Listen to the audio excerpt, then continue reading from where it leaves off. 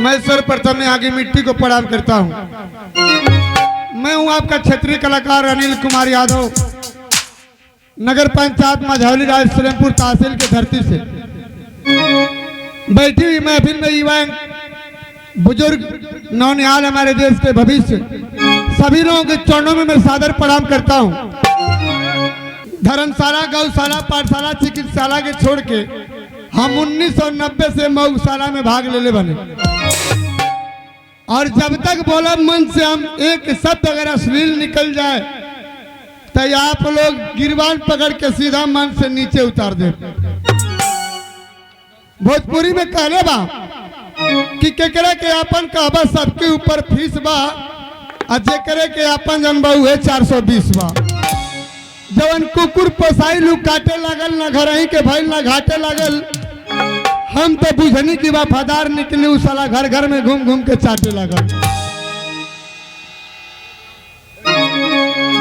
भाई चिकन देख के थूका मत या पातर बूझ के हुक्का मत। चिकन देख के थूका मत या पातर बूझ के हुक्का मत। बल केहू के बखरा ना, दुश्मन मिला तो चूका मत। कमजोर होके तो पूरा हिंक भर हुक ला, अझुरा जाए तो रुका मत। दिमागे के लाइट जब आप हो जाई, एक बार यार वार ताकल तो माफ हो जाई। आना ही रोज रोज घूम घूम के ताकल करब तक कपारे के बार कहियो साफ हो जाई।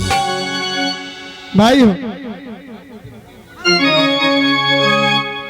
आई हाला हो तो सुनाई ना तो बुझाई ना तो माजा। भोजपुरी में मुक्तक में कहले बा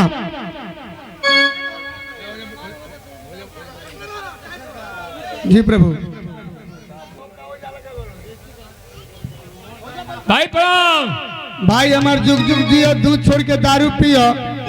सोच रहा मस्त रहा, रात भर मऊगाई में व्यस्त रहो। तारी माथे पर ताज होखो, बढ़िया बीमारी धरे पीजीआई ले इलाज होखो। दूधे पुले पूते खाओ, तोहरो घरे महापातर जाओ। घर तारे अनाजे से भरो, कार्तिक में बोल मोरो, चैत में घर जरो। नाम तारू धोपति में जूटो, हाले साले तार लाश उठो। तार काम भगवान संभारे, तारा के फालिस मारे। तारी पाकिट में 10 गो रुपया रहो, और दोनों आंख दीपावली के दिन बहो। कंट्री कंट्री वॉकिंग करना तेरे जैसे ब्यूटी, कंट्री वॉकिंग करना तेरे जैसे ब्यूटी। लेग उठा के पासिंग करना it is my duty.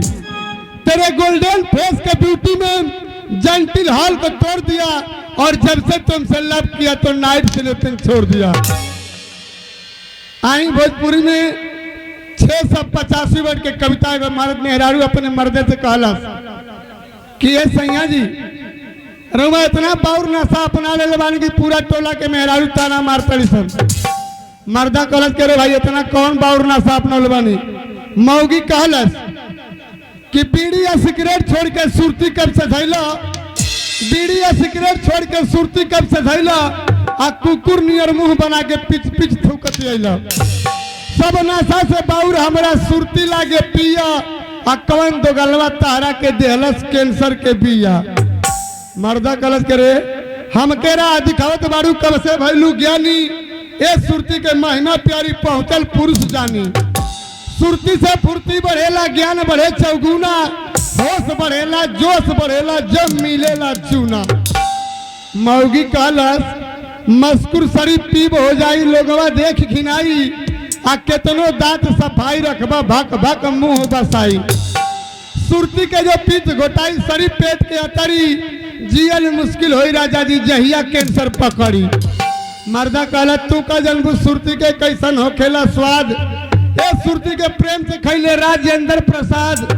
16 film में डाकू बनले, सुरती खैले गब्बर, और उनका से बढ़ल खलनायक केबा फिल्म में जब्बर।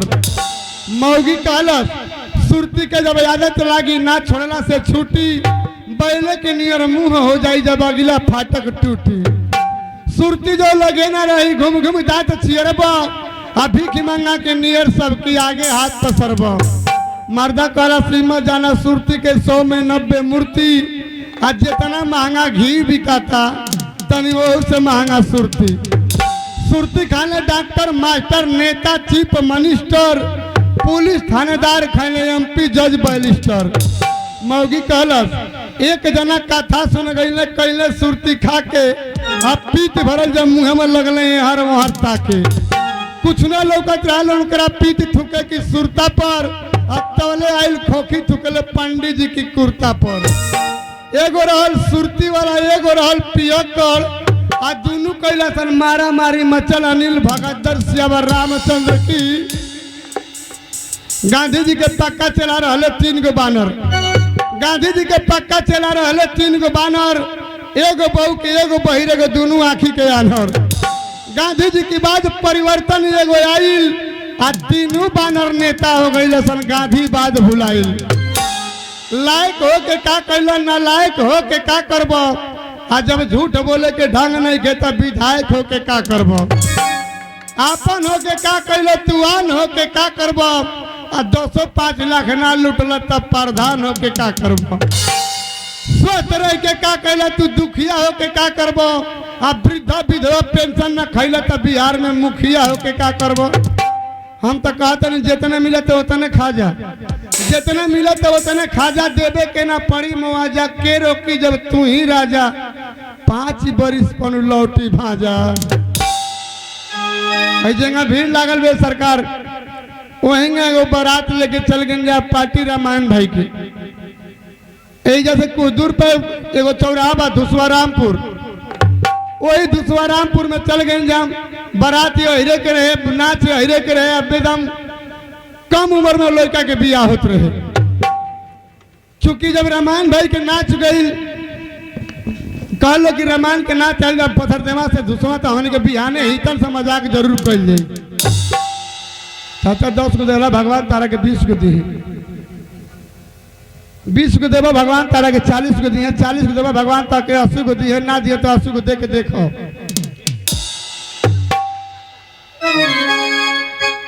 रात भर नाच भाई मैं लोग खाना पानी खाई मजा लिया बिहाने 2 रात के बारात रहे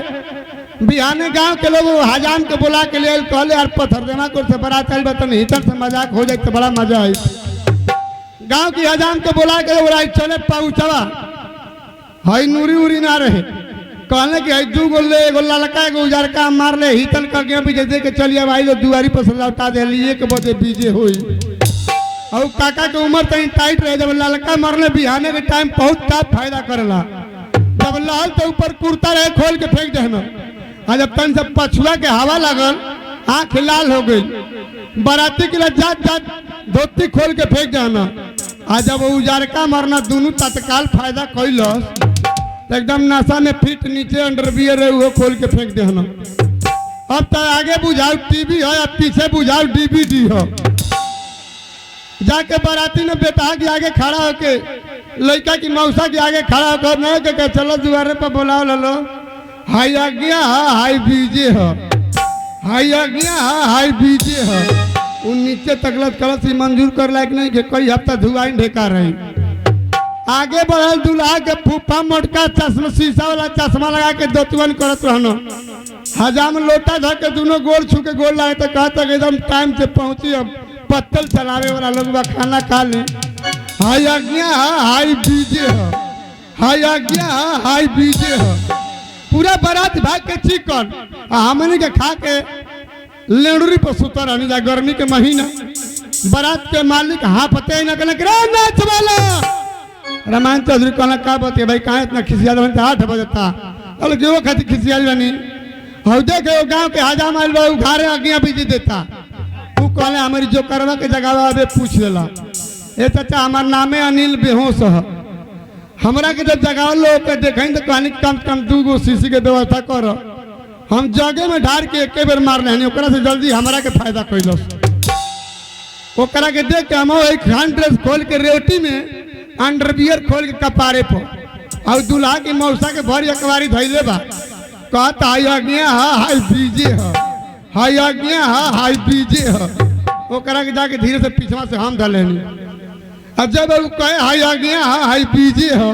तो हम खाली पूछी हम ना कुछ कहीं वो जब कहे हाई आज्ञा हाई बीजे हो तो हम पूछी बता तोर बोल घर जानवा हो कि सबर हो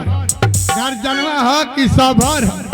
घर जानवा हो कि सबर हो लोटा वोटा फेंक के भागल गोल गवल के लगे कहता भाग मर दे हम ना जाए ताने कहला था कि अगिया भी जे दे के चलिया ओहे न गोइल बा पातर के दाढ़ी रखल बा कहता कि घर जनवा के सबर है